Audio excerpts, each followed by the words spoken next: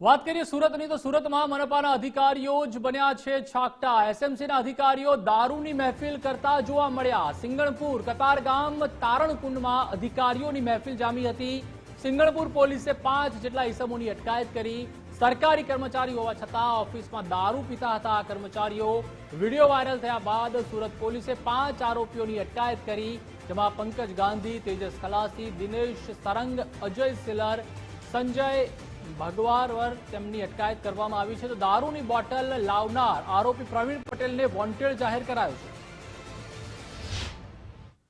સ્થાનિક Singanpur police swimming pool ખાતે ગયેલી, જ્યાંથી એક પંકજભાઈ જોશી નામના કર્મચારીની નશા કરેલી હાલતમાં મળી આવતા કાયદેસરની કાર્યવાહી કરેલી અને અન્ય જે 4 કર્મચારીઓ જે છે એ પણ આ સ્વિમિંગ પુલમાં ઇન્સ્ટ્રક્ટર તરીકે ફરજ બજાવતા કર્મચારીઓ હતા, જેમના વિરુદ્ધ મહેફિલ અંગેનો ગુનો રજીસ્ટર કરી આગળની તપાસ હાથ ધરેલ છે।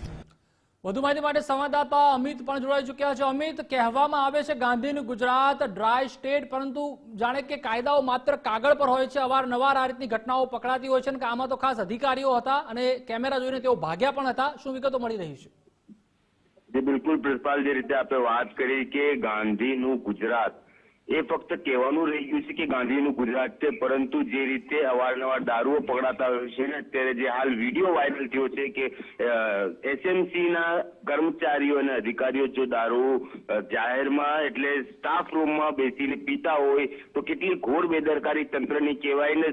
સુરત પોલીસે જે રીતે કામગીરી કરી છે, 5 આરોપીઓને ઝડપી પાડ્યા છે, તો ક્યાંક ને ક્યાંક હાલ જે પરિસ્થિતિ ઉદ્ભવી હતી, લોકોમાં એક પ્રકારનો રોષ જોવા મળ્યો હતો, એ રોષ થાળે પાડવા માટે હાલ એ સુરત પોલીસે 5 આરોપીઓની ધરપકડ કરી લેવામાં આવી છે।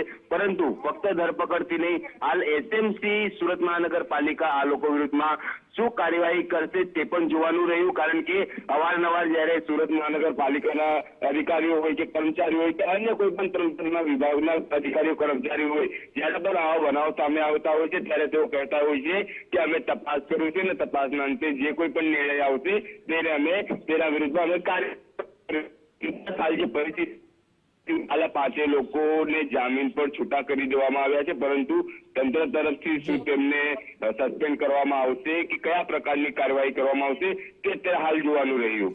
આભાર અમિત, જોડાવા બદલ।